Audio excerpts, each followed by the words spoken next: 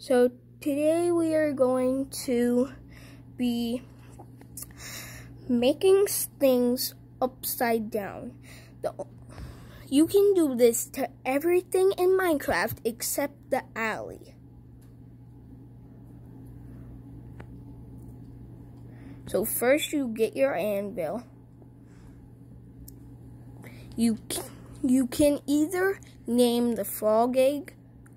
Well, we're doing frog because it looks the best out of all of them. In our opinion. Yeah, in our opinion. So we're doing the frog egg. You can either name the frog egg Grum, or you can name a name tag Grum. Then you get your creature you want to name, and you just voila. And then we'll show you how to do it without naming the egg.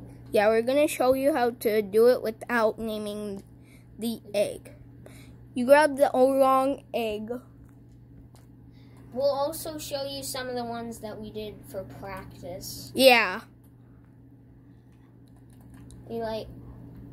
See, that's how you do it. You just click on